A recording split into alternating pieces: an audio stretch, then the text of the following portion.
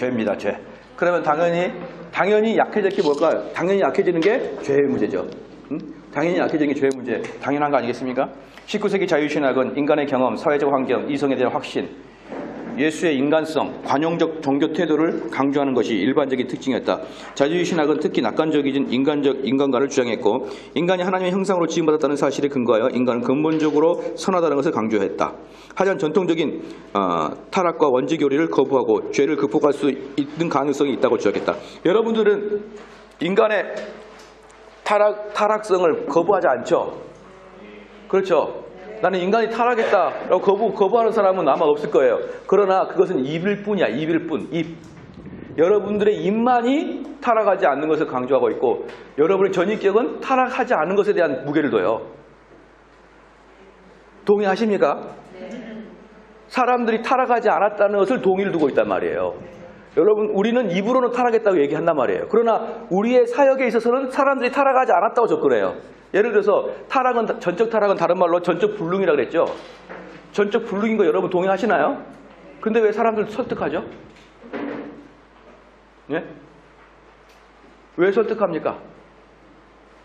내 설득을 듣고 걔가 같이 중립적인 애가 내 설득에 몸과 마음을 바꿀 거라고 생각하니까 설득하죠. 그럼 그게 전적 불능입니까? 부분적 불능입니까? 부분적 불능이잖아요. 왜 그렇게 하시죠? 자유주의 때문에 그러는 거예요. 설득하고 이야기하고 전화하고 얘기해주면은 걔가 마음을 바꿀까봐 상담도 해주고. 그러니까 우리는 실질적으로 입으로는 전적 타락을 이야기하는데 온통 사역 자체가 부분적 타락으로만 사역해요. 우리. 그러면 전적 타락, 전적 불능을 아는 사람들은 사람들 설득도 안 하고 만나지도 않아요. 잘. 네, 만나지도 않아요. 만날 때는 밥 먹을 때나 만나는 거지. 뭐 그 사람의 마음을 바꾸기 위해서 만나고 그러는 거 아닙니다. 네. 찾아가고 누가 상처받았다고 찾아가가지고 뭔 일이냐? 나한테 이야기해라. 아, 그것은 이렇다. 네 마음을 돌려라. 네 마음을 돌려라. 내 설득을 듣고 네 마음을 돌려라. 그래서 자기만 설득 듣고 마음 안 들고 화나고 내가 그렇게 찾아가서 얘기했건만. 아니 전적 불능이 어떻게 돌립니까? 마음을. 전적 불능이. 너무나도 쉽게 인간의 낙관론에 우리가 빠져들어갔다는 거 알아야 돼요. 알아야 돼요. 우리가 뭡니까? 어떤 사람이 말과 행동의 차이가 있다. 어떤 사람이 말과 행동의 차이가 있다. 그럼 그 사람의 본질은 뭐에 있어요? 시작? 행동에 있죠. 그 사람 말은 아무 의미 없어요. 그 사람의 행동이 그 사람의 인격이에요. 그 여러분들이 전적 타락을 이야기하지만 실질적인 몸에서는 부분적 타락 사역을 한단 말이에요. 그러면 여러분들 다 전적 타락을 부인한 누구랑 똑같습니까? 펠라기우스랑 똑같잖아. 펠라기우스하고. 펠라기우스를 이단이라고 실컷 했는데 알고 보니까 나야. 이게 우리의 가장 큰 딜레마인 거예요. 딜레마. 내가 지금 어제부터 계속 이단을 했는데 그럼에도 나는 이단이 아닐 거야. 그런 낙관적인 생각을, 낭만주의적인 생각을 하면 굳이 계세요. 온통 다 빠져있는 거예요. 다. 왜? 우리 아버지 누구니까? 슐라이머니까. 어제까지는 하나님 아버지인 줄 알았더니만 가만히 보니까 슐라이 아버지. 이런 이제 문제가 발생하는 것이죠. 그렇죠. 그래서 하지만 전통적인 타락과 원죄 교리를 거부하고 죄를 극복할 수 있는 가능성을 주장했던 것이에요. 슐라의 마음은 악을 인간의 삶에 장애물을 일으키는 것으로 간주했고요. 이들은 다시 자연적인 악과 사회적 또는 도덕적인 악이라는 두 종류로 분류했고, 전자는 인간의 행위와 관계없는 일로 했으며 후자는 인간의 행위로 인해 일어나는 일이라고 이렇게 얘기했던 것이죠. 이 모든 악은 죄에 대한 벌로 간주되어 있고 사회적인 악이 직접적인 것이라면, 여기 써놨거든요 제가. 자연적인 악은 뭡니까? 인간의 행위와 관계가 없이 일어나는 악이에요. 이건 간접적인 악이고, 사회적인 악, 도덕적인 악은 인간의 행위로 일어나는 것이고 직접적인 악이다. 죄와 악은 원인으로 결과로서 서로 밀접하게 연관되어 있고요. 슐라의 마음은 성경적이라기보다는 기독교인의 종교적 의식, 즉 내적 경험에 근거하여 기독교의 모든 교리를 설명하자 했고, 그는 인간이 하나님 의식에서 나타나는 반대물이나 장애물을 죄로 정의했다. 죄는 하나님께 대한 반역이 아니고 인간의 영육 간의 갈등과 대립이다라고 불렀다. 그렇죠. 우리는 하나님의 의식이 우리의 자기 의식을 고통으로 결정할 때마다 죄의 의식을 가진다. 그러므로 죄는 영에 대한 육의 대항이다. 그러니까 이분은 여러분 가끔 물어보면요, 목사님 왜 캄보디아 애들한테 이렇게 안 가르칩니까? 그러면 걔네들은 너무 무지하고 너무 모르고 그래서 가르쳐도 얘네들은 돌아오지 않습니다. 여러분 그렇게 말하는 게 자유주의예요. 개혁주의는 인간들이 죄인이기 때문에 그렇습니다. 아무리 이야기해도 이 인간이 죄인이기 때문에 그러는 거예요. 그들의 무지 때문에 아니라니까요. 죄인이기 때문에 못 받아들이는 거예요. 죄인이기 때문에 변화가 없는 거예요. 죄인이기 때문에. 자, 대립으로 인간은 하나님께 대한 절대 의존을 자각하는데 방해물인 것이요. 그러므로 죄를 하나님 의식의 무질서와 무력으로 규정하는 것입니다. 신적인 인과율과 인간의 자유라는 양자 사이에는 긴장이 유지되어야 한다고 주장했습니다. 자, 이런 것들이 뭡니까? 방금 읽었던 신적인 인과율과 인간의 자유라는 양자 사이에는 긴장이 유지돼야 된다라고 이제 얘기했거든요. 자, 이제 이런 것들이 따라서 슐라의 마언은 죄의 근원을 하나님 또는 인간이나 악마로 간주하거나 죄를 단지 무 또는 단순한 결핍으로 보는 일방적 견해를 거부했습니다. 그럼 오히려 신적인 인과율과 인간의 자유 모두를 수용하는 입장이었습니다. 우리는 죄가 부분적으로 우리 자신 안에 그리고 부분적으로 우리의 존재 밖에 그 근원을 가지고 있음을 의식해야 된다. 한편 우리가 죄를 짓지 않고 살아갈 수 없다는 것을 의식할 때 하나님에게로 향하게 되는 것인데요. 죄의식 없이는 결코 은총에 대한 의식을 가지지 못하므로 여기서 계속 죄를 뭐라고 합니까? 죄의식, 은총의식. 그러니까 뭐예요? 여러분이 마음먹기에 달린 거예요. 그 마음먹기에. 누가 그러더라고요. 세상은 마음먹기에 달렸다고. 오, 슐라의 마음인데? 어떻게 이렇게들 다 자제를 배우거든요. 세상은 무슨 마음먹기에 달렸습니까? 하나님이 은총이 하나님의 그 역사하심이 내 마음먹기에 다른다고요? 그건 말도 안 되죠. 말도 안 돼요. 그다음에 결코 은총에 대한 의식을 가지지 못함으로 하나님의 은총과 병행에 하나님은 우리가 선을 추구하고 구속의 필요성을 의식하도록 자극하기 위하여 우리 안에 죄와 악에 대한 의식을 불러일으킨다.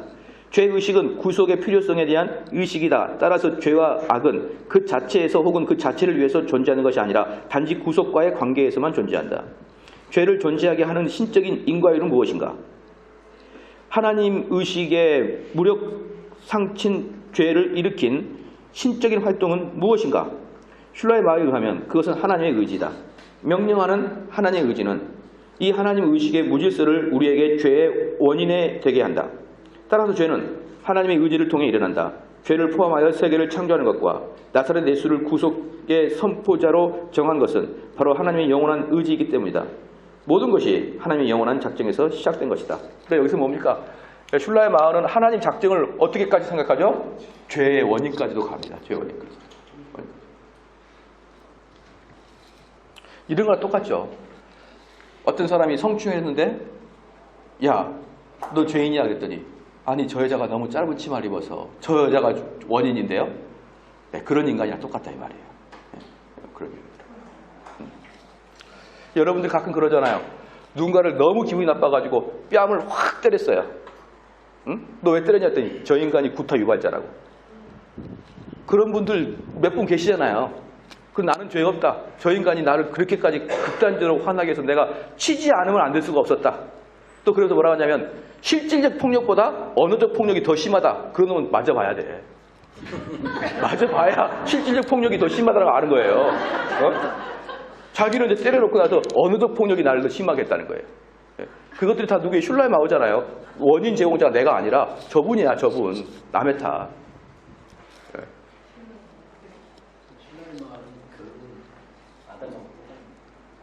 왜? 아담도 핑계 대잖아요. 아담도 핑계 된 거죠. 핑계는 우리 인간이 다 되는 거예요. 핑계는 여러분이 배우지 않아도 다 전문가입니다. 신기하죠? 태어난 애부터 핑계를 대요. 태어난 애부터. 네, 핑계를 대요. 그러니까 여기 슐라에 와도 전부 다 핑계를 대고 있잖아요. 우리가 사실은 우리 인간이 죄가 아니고 사실은 이게 다 하나님의 작정 안에 있다. 이 말이거든요. 그럼 뭐예요? 하나님이 원인이라는 거예요. 하나님이 원인이라는 거예요. 하나님. 그래서 죄를 존재하게 하는 신적인 인과는 무엇인가? 그다음에 밑에 땅 진술한 바와 같이 슐라의 많은 전통신학과는 다른 죄관을 제시하고 있습니다. 그는 하나님에 대한 불순종이나 불충성, 하나님께로부터 돌아서는 행위, 심지어 사탄에 속박당하는 것도 죄로 간주하지 않고 그는 죄가 인간의 연약함을 의미하는 것이 아니라 자유로부터 일어나는 인간의 행위, 곧 하나님과의 관계에서 혼란을 의미한다고 주장합니다. 죄의식을 무력한 의식과 동일시하는 것이죠. 이 무력한 신의식을 인간에게 죄가 되게 하는 것이 하나님의 명령적이며 효력 있는 의지인 것입니다. 따라서 죄의 원인을 하나님과 인간 모두에게 찾는 것은 슐라의 마의 죄관의 특징이며 하나님이 죄의 창실한 개념이 슐라의 마의 죄론의 핵심이에요. 들어가게 되는 거예요. 들어가게 되는 것입니다. 범신론적 논제. 여러분 사회주의 보면 뭐라고 합니까? 여기가 이제 대학생이거든요. 취업이 안 돼. 너희들이 취업이 안 되는 것은 너희들의 문제가 아니라 사회 구조의 문제다. 그렇게 이야기하죠. 근데 제가 이야기했고 너희들이 취업이 안 된 것은 영어를 못해서 그러는 거예요. 학점도 없고 쓸모있는 기술도 없고 맨날 그러고 앉아있으니까 쓸 사람이 없는 거예요. 쓸 사람이. 근데 교수는 뭐라고 하나? 너희의 문제가 아니라 사회 문제다. 구조적으로 너희는 취업이 안 되게 돼 있다. 그러면 학생들은 지가 못난 건 생각 안 하고 데모를 하는 거죠. 이게 사회주의예요. 사회주의. 남 탓하는 거예요. 남 탓.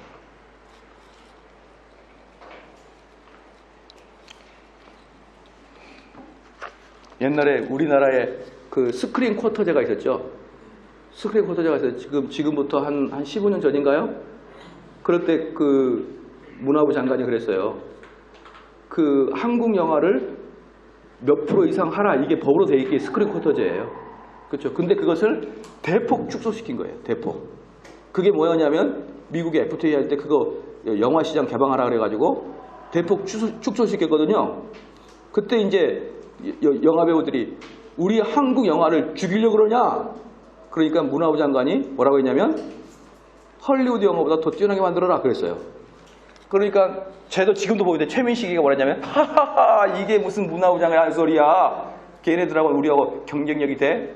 근데 지금 여러분 헐리우드가 더 재밌어요. 한국 영화가. 아시겠죠? 그거 최민식이 사회주의 관점이에요. 이럴 때 뭐해? 무조건 빡 터지게 경쟁해서 이겨야죠.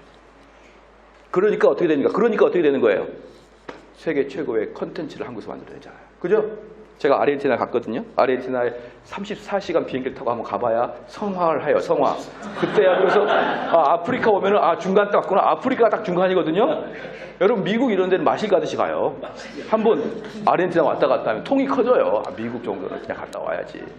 근데 아르헨티나 갔더니 딱 듣는 노래가 3개입니다. 미국 팝송, 아르헨티나 가수, 대한민국 노래. 중국 딱 가면은 미국 팝송, 중국 노래, 대한민국 노래.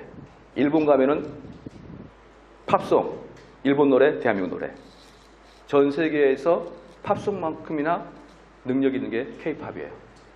아시긴 합니까 이걸? 지금 알았어요? 세상 돌아가 보면은 이 3개가 딱 노래가 나와. 항상 3개가. 3개. 자기 나라 노래, 미국 팝송, K-팝.